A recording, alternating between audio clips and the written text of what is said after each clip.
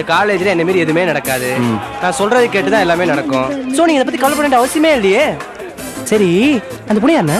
சொல்றேன்டா சொல்றேன். ஆமா, என்ன இவ்வளவு இன்ட்ரெஸ்ட் ஆகீங்க? டேய், தெரிஞ்ச பொண்ணுடா, சைட்டு கிட்ட அடிச்சிடாத. தெரிஞ்ச பொண்ணா? அண்ணியா? ஏண்டா டீட்டெயில் சொன்னாதான் பாத்துக்கீங்களோ? என் காலேஜ்குள்ளே வந்து இந்த காலேஜே கட்டிக்காகிற பொறுப்புல இருக்க என்கிட்ட வந்து அந்த பொண்ணை சைட் அடிக்காம பாத்துக்கோ, சைட் அடிக்காத, ரேகிங் பண்ணாம பாத்துக்கோ, ரேகிங் பண்ணாத, இப்படிலாம் சொல்ல தெரியுதுல, பின்ன டீடைல்ஸ் வேணாமா? சொல்லுங்கண்ணா. உண்மை தெரியணும், அந்த பொண்ணு யாருன்னு உனக்கு தெரியணும், அவ்வளவுதானே? சொல்லுங்க. அண்ணி தான், ஓகேவா? என்ன அண்ணி? ஓகே, இது ஒண்ணு கண்டுக்காத, அர்த்தம் தானே?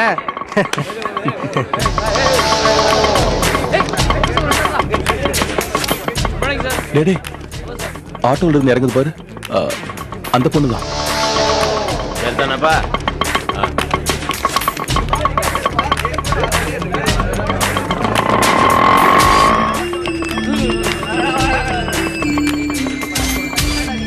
டேய், சூப்பர்ண்ணா.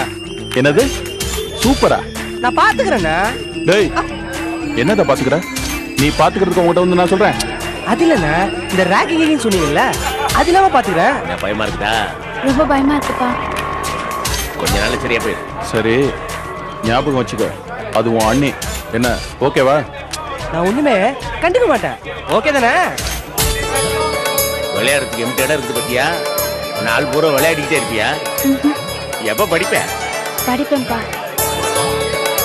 எம்டி பெரிய கட்டிடம் பத்தியா?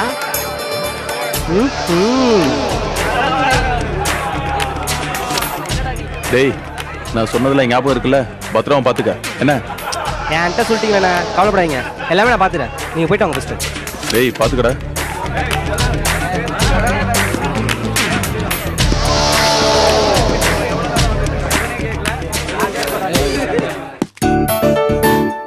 ஃபீஸ் எல்லாம் கட்டியாச்சா? ஆச்சியா, நீ படிச்ச ஸ்கூல்ல நீ வாங்கின மார்க்ஸ் பெரிய விஷயம்னு உங்க ஹெட்மிஸ்டர் சொன்னாங்க. இந்த காலேஜ்லயும் அதே மாதிரி நிறைய மார்க்ஸ் வாங்கி பெஸ்ட் ஸ்டூடெண்ட்னு பேர் வாங்கணும், ஓகே? சரி சார். இது ஸ்கூல் இல்லம்மா, காலேஜ். இங்க உன் கவனம் சிதறி போற மாதிரி நிறைய வாய்ப்புங்க வரும். ரொம்ப கவனமா இருக்கணும், சரியா? என் கவனம் படிப்பை விட்டு வேற எங்கேயும் போவா சார். Very good. எப்படி இவ்வளவு உறுதியா சொல்ற? என் அப்பா எனக்காக படுற கஷ்டம் என் மனசுல இருக்கும் சார். அதை வச்சுதான் நான் உறுதியா சொல்றேன். என் அப்பா பேரையும் நான் காப்பாத்துவேன். நிச்சயமா நம்ம காலேஜுக்கும் நல்ல பேர் வாங்கி கொடுப்பேன் sir. Very good, very good. ஐயா, சந்தோஷமா போயிட்டு வாங்க. நல்லதுயா. அப்போ நாங்க கிளம்பலாமா? Okay, all the best Bhavani. Thank you sir. வரையா? போயிட்டு வாங்க. அப்பா, இந்த பக்கம் போகணும். இப்படியா?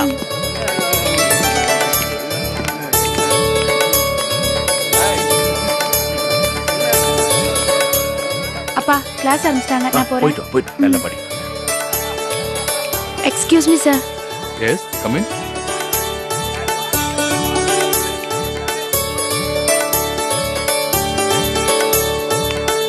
மச்சான் மச்சான், பெருசு.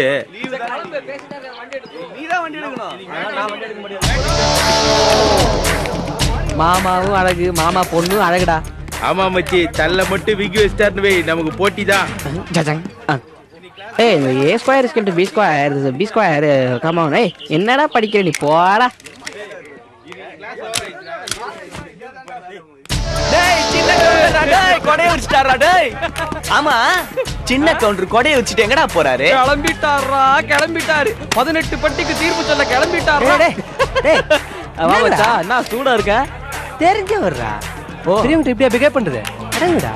டேய், தல சொல்லிட்டார்ல, வாங்கடா போலாம். ஓகே மச்சான், டென்ஷன் ஆகாத. லைட்டா ஒரு சீன் தான், அவ்வளவுதான். சார், சாரி சார், பசங்க தெரியாம பேசிட்டாங்க, மனசுல வச்சுக்காதீங்க. பரவாயில்லப்பா. இல்ல, வெரி சாரி சார், மனசுல எதுவும் வச்சுக்காதீங்க ப்ளீஸ். பரவாயில்ல. Okay sir.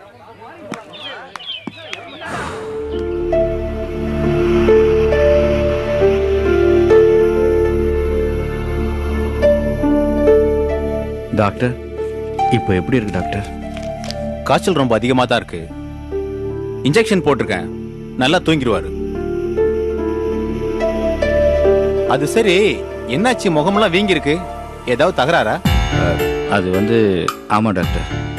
ஓ, அங்கங்க அடிபட்டு நல்லா கண்ணி போயிருக்கு, வழியில முடங்குவாரு, பயப்படாதீங்க. சரி, கவனமா பாத்துக்கோங்க. இந்த மருந்து எழுதியிருக்கிறேன், இத வாங்கி கொடுங்க. சாயங்காலத்துக்குள்ள காய்ச்சல் சரியாயிடும். அப்படி இறங்கலன்னா ஹாஸ்பிட்டல் அட்மிட் பண்ணிடுங்க.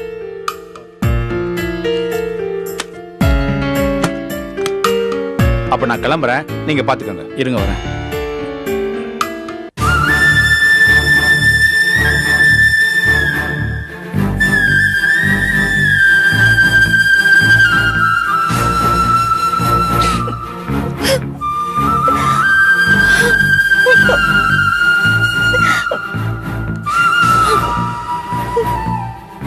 லீலா, நீ ஏம்மா அழற? மாமா, இவருக்கு என்ன பிரச்சனை மாமா? இவருக்கு என்ன தலை எழுத்தா இப்படி மத்தவங்கிட்ட அடி வாங்கி கஷ்டப்படுறதுக்கு? எனக்கு ஒண்ணும் புரியல மாமா. தலையெழுத்துதாம்மா. ஏதோ போன ஜென்மத்துல செஞ்ச பாவம்னு நினைக்கிறேன், இப்படி அனுபவிக்கிறேன். இவரோட பாவமோ இல்ல என்னோட பாவமோ தெரியல மாமா.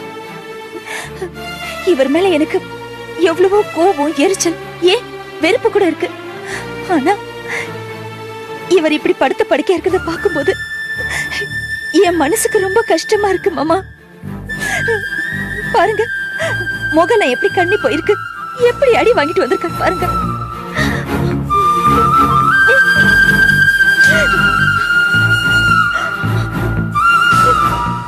அவனுக்கு ஒண்ணுனா நீ தாங்க மாட்டேங்கிற, அவன் மேல இவ்வளவு பிரியமா இருக்கிற. ஆனா உன்னோட அன்பையும் பிரியத்தை அவன் புரிஞ்சுக்க மாட்டேங்கிறானம்மா. எத்தனை அடிபட்டாலும் திருந்தாத ஜென்மமா இருக்கானம்மா.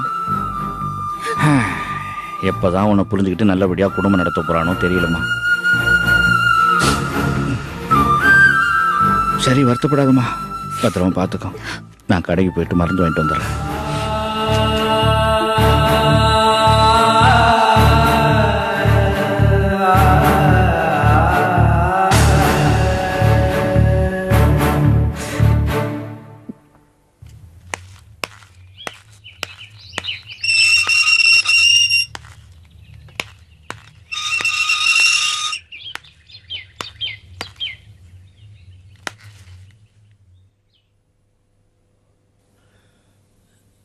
சரோ, வாங்க சம்பந்தி, வாங்க. நல்லா இருக்கீங்களா? நல்லா இருக்கேன், உட்காருங்க. குழந்தை நல்லா இருக்கா? நல்லா இருக்கு. இந்த பழமெல்லாம் எடுத்து வச்சுங்கம்மா. வீட்டுல யாரும் இல்ல? சரோ மாவரைக்கிறதுக்கு போயிருக்கா. நிர்மலா கடை வரைக்கும் போயிருக்கா. நான் தான் இருக்கேன். கொஞ்ச நேரம் படுத்துக்கடா. என்ன விசேஷம் சம்பந்தி? நீங்க தான் சொல்லணும். சம்பந்தி, அன்னைக்கு நீங்க வந்தப்ப கூட விஷயத்த முழுசா சொல்ல முடியல. என்னால சொல்லாமலே இருக்க முடியல. ரொம்ப வருத்தமா இருக்கு. பரவாயில்ல, சொல்லுங்க. என்னடா, வந்து உக்காந்த உடனே நம்ம மக மேல புகார் கொடுக்க ஆரம்பிச்சிட்டாலே நீங்க நினைக்காதீங்க. நாங்க தனி கொடுத்துன்னு போகணுங்கிற மாதிரி நிலைமையில அந்த புண்ணியவதி உருவாக்கி கொண்டு வந்து விட்டுட்டா. ஏ சம்பந்தி, வீட்டுக்குன்னு ஒருத்திய மருமகளா கொண்டு வர்றது எதுக்கு? குடும்பத்தை கட்டி காக்கவும், பெரியவங்களை கவனிச்சு மதிச்சு நல்ல விதமா நடத்தணுங்கிறதுக்காக தானே. அதுங்க இந்த மாதிரி நமக்கே குழி தோண்டினா எங்கன்னு போய் முறையிடுறது சொல்லுங்க.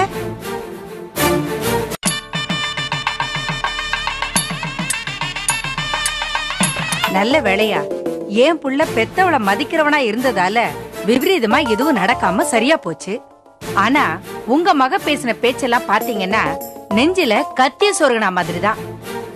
கடைசி காலத்துல நான் தான் உனக்கு, அதனால ஒழுங்கு மரியாதை இருன்னு சொல்றா.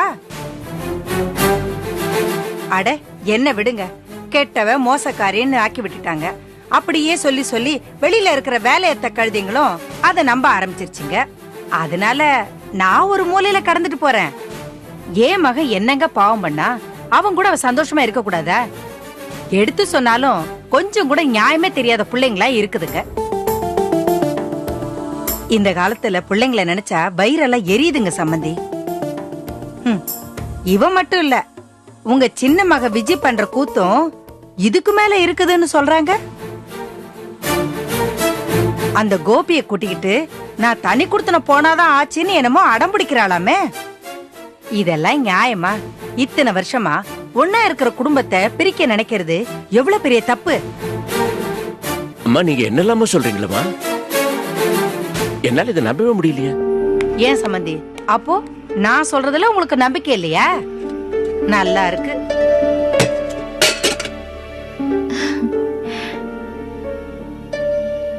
அப்பா எப்படி இருக்கீங்கப்பா? வரவேற்பு இருக்கட்டும். முதல்ல நான் கேட்கறது பதில் சொல்லு.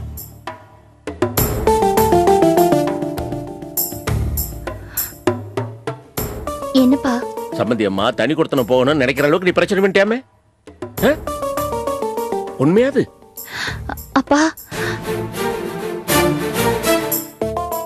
கடைசி காலத்துல உங்களுக்கு என்ன விட்டா யாருக்கான்னு கேட்டியாமே?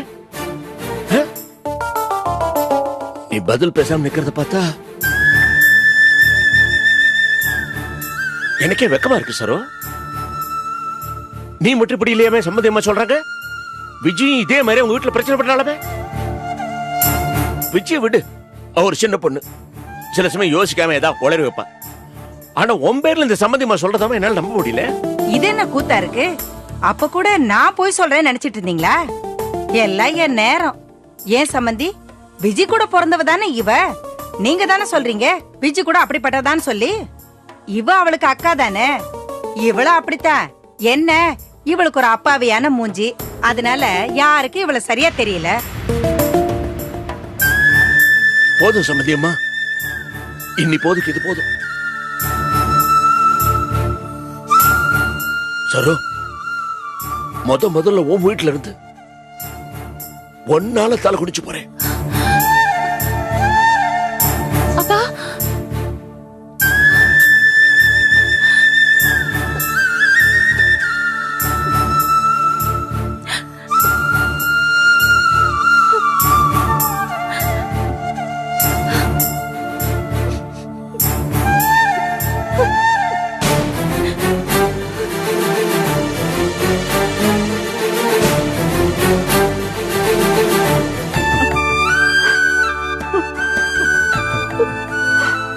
அம்மா அழாதம்மா, அப்பா கண்டிப்பா வந்துருவாரு. அம்மா தயவு செஞ்சு அழாதீங்க. தப்பா எதுவும் நடந்துராது. கொஞ்சம் நம்பிக்கையோட ப்ளீஸ். ஏன் சக்தி, ஒரு 500 ரூபாய் பணம் வேணும்னா கல்லால இருந்து எடுத்துக்கிட்டு அதுக்கப்புறமா என்கிட்ட சொல்லிருக்க கூடாது. இல்ல சார், அது எனக்கு சரியா படல. ஒரு ஆத்திர அவசரத்துக்கு எடுத்துக்கிட்டா என்னங்க தப்பு? உங்ககிட்ட சொல்லாம உங்க பணத்தை எடுக்கிறது தப்பு. என்னங்க நீங்க இப்படி இருக்கீங்க? பசங்களை அப்படி வளர்த்துட்டாரு தம்பி. அடுத்தவங்க பணத்துக்கு ஆசைப்படக்கூடாதுன்னு சொல்லி வளர்த்துட்டாரு. இப்ப பாத்தீங்களா அவரோட நிலைமைய? அம்மா, அடுத்தவங்க காசுக்கு பதில் சொல்ல முடியாம எங்கேயோ ஓடி ஒளிஞ்சுக்கிட்டு. ப்ளீஸ் தயவு செஞ்சு அழாதீங்க. உங்க கஷ்டம் எல்லாம் கூடிய சீக்கிரம் முடிஞ்சு போயிடும். கொஞ்சம் நம்பிக்கையோட இருங்க. அந்த நம்பிக்கையோட தான் தம்பி இது வரைக்கும் இருக்கும்.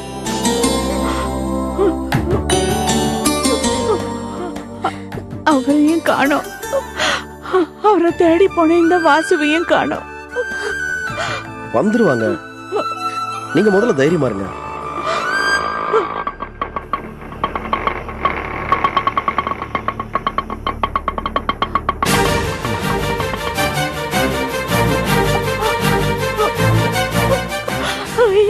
என்ன ஆச்சுங்க? என்ன சார் ஆச்சு? சக்தி, கொஞ்சம் பொறுமையா அமைதியா இருங்க ப்ளீஸ்.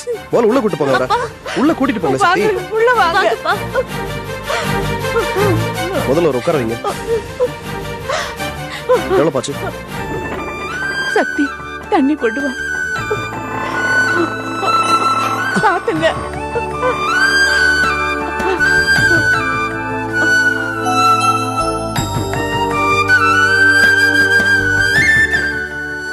என்ன சார் ஆச்சு? அப்பா தண்ணி விடுங்க சக்தி.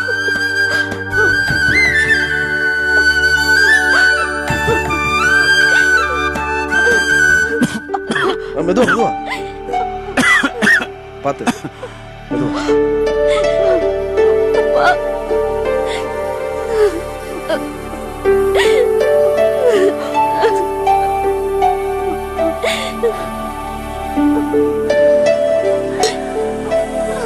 என்ன சார் ஆச்சு?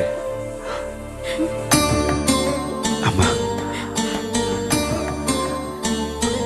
கையில காசு இல்ல. வாசு வேற அப்படி சொல்லிட்டான். அதனால கவர்மெண்ட் ஹாஸ்பிட்டலுக்கு போனேன். அங்கே நம்ம ஊர் ஆளுங்க 4-5 பேர் என்ன பார்த்துட்டாங்க.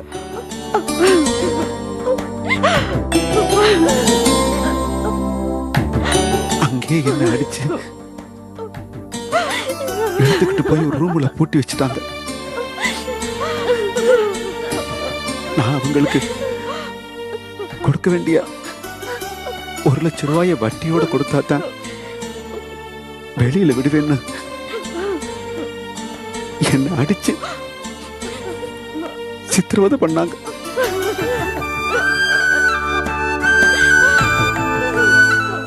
நான் மயக்கத்துல அப்படியே விழுந்துட்டேன். விடிய காலையில அவங்கெல்லாம் தூங்கிட்டு இருக்கும் பொழுது கதவை திறந்துக்கிட்டு செவரேறி குதிச்சு கால் போன போக்குல ஓடி கண்ணில் கண்ட பஸ்ல ஏறி அங்கெங்கே அலைஞ்சு வீட்டுக்கு வந்தேன்.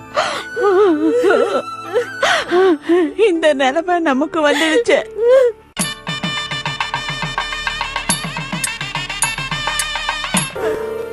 அடிச்சது கூட பரவாயில்ல, நம்ம ஊருக்காரங்கள்ட்ட அசிங்கமாயிட்டமேடு தான் மனசுக்கு வேதனை இருக்கு.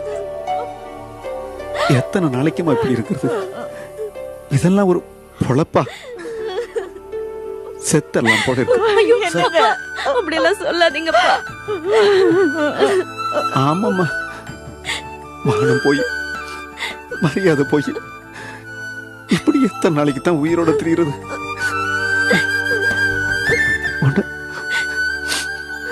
ஒண்ணு போலீஸ்ல போய் சரண்டர் ஆயிரணும், இல்ல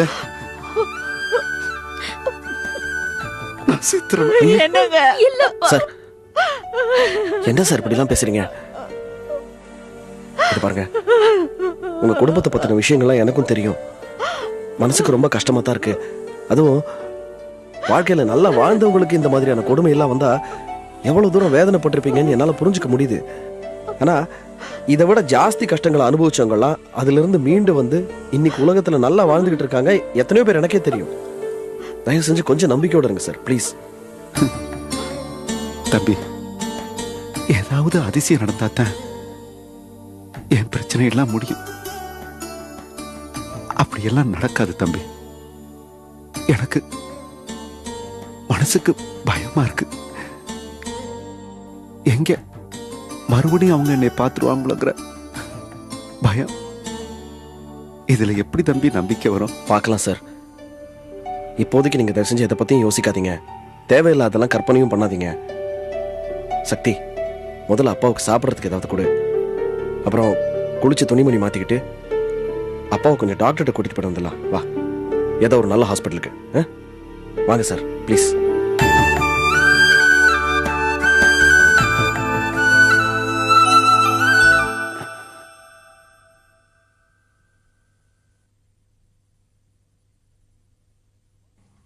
வணக்கம்யா. வாங்க சம்பந்தி, நல்லா இருக்கீங்களா? உட்கார். இல்ல விஜய் அவசரமா ஒரு நிமிஷம் பார்க்க. உள்ள வாங்க.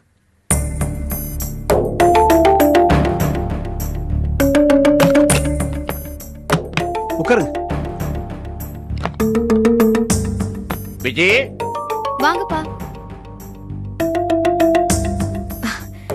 எப்படிப்பா இருக்கீங்க? இருங்க, காஃபி கொண்டு வரேன். அதெல்லாம் இருக்கட்டும். முதல்ல என் நெஞ்சு அரிச்சிட்டு இருக்கிற இந்த கேள்வியை நான் கேட்டுறேன். மாப்பிள்ளையோட தண்ணி கொடுத்துட்டு போன நீ சொன்னியா? ஆமா. என்ன சம்பந்தி, வந்ததும் வராதமா இப்படி ஒரு கேள்வி கேக்குறீங்க? அப்படி ஒரு கேள்வி கேட்க வேண்டிய நிலைமையில என்ன வச்சுட்டாங்களே, என்ன பண்றது? என்ன சொல்றீங்க? ஐயா, பெண்களை கட்டி கொடுத்து அனுப்பிச்சா அவங்க குடும்பத்துல சில பிரச்சனைகள் வரும்னு எனக்கு தெரியும். ஆனா என் பொண்களால அந்த பிரச்சனை எதுவும் வரக்கூடாதுன்னு நினைக்கிறேன் நான். ஏன்னா சிறு வயசுல இருந்தே இவங்களுக்கு எல்லாம் அனுசரணையா ஒத்துமையா வாழணும்னு கத்து கொடுத்தவன் நான். இப்ப திடீர்னு என் பொண்கள்ல ஒண்ணு ஒத்துமையா இருக்கிற குடும்பத்தை குலைக்க பாக்குறான்னு சொன்னா என் மனசு என்ன பாடுபடு? இப்ப உங்க குடும்பத்தை எடுத்துக்க. அப்பா மகங்க, அண்ணன் தங்கச்சி எல்லாம் அழகா ஒத்துமையா இருக்கிறீங்க. இப்ப என் பொண்ணே இந்த ஒத்துமையை குலைச்சு தனி கொடுத்து போக பாக்குறான்னு சொன்னா தப்பு இல்ல இது? ஏன் சம்பந்தி, விஜய் அப்படி சொல்லிச்சுன்னு உங்ககிட்ட யார் சொன்னது? ஐயா, உங்க மகளும் மருமகளும் சம்மந்தி அம்மாவும் கோயில்ல பாத்துருக்காங்க. அவங்க இந்த மாதிரி சொன்னதால சம்மந்தி அம்மா சொல்றாங்க. ஒத்துமையா இருக்காங்க பாவம். உங்க பொண்ணு ஏன் அந்த குடும்பத்தை கெடுக்குறாங்க என்ன கேக்குறாங்க ஐயா? ஒரு நிமிஷம்.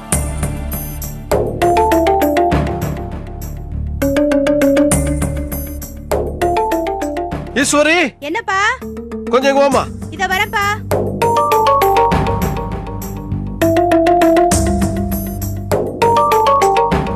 என்னப்பா? ராஜம்மாவை கோயில்ல பாத்தியா? ஆமா பார்த்தேன். அவங்க கிட்ட என்ன சொன்ன? இது வரைக்கும் உன் வேலையை வீட்டுக்குள்ளதான் காமிச்சிட்டு இருந்தேன், இப்ப வெளியிலயும் காமிக்க ஆரம்பிச்சிட்டியா? அப்பா நாங்க பொம்பளைங்க, பார்த்தா ஒருத்தர்கிட்ட பேசாம இருக்க முடியுமா? நான் நம்ம வீட்டு பிரச்சனைகளை சொன்னேன். ஏன் அந்தம்மா மட்டும் என்னவா சரவை பத்தி வண்டியா என்கிட்ட சொன்னாங்க? ஐயோ அம்மா, உன்னை கெஞ்சி கேக்குறமா, ஏது பேசுறதுக்கு முன்னால மத்தவங்க மனசு அது எப்படி பாதிக்கும்னு தயவு செஞ்சு யோசிக்கமா. அப்பாட்டமா பேசாதீங்க. மாமா, நான் அப்படி என்ன சொல்லிட்டேன்? விஜய் தனி கொடுத்துன போறத பத்தி தான் சொன்னேன். ஏண்டி ஈஸ்வரி, விஜய் உங்ககிட்ட தனி கொடுத்துன்னு போறேன்னு சொன்னிச்சா? உனக்கு ஏண்டி வேண்டாத வேலை, அறிவு கட்ட வேலை. அப்பா, நடந்த விஷயத்த நான் தெளிவா சொல்றேன். வேற வீடு பார்க்கணும், தனி கொடுத்தனம் போகணுங்கிற விஷயத்த பேசுனதே கோபிதான். நாமெல்லாம் ஒன்னாதான் இருக்கணும், தனி கொடுத்தனம் வரமாட்டேன்னு சொல்லி சாங்கா தடுத்து நிறுத்திருந்தே விஜய் தான்ப்பா. இந்த விஷயத்துல விஜய் மேல பழி போடுறது அபாண்டம்ப்பா. தேவையில்லாம விஜய் தப்பா பேசாதீங்க.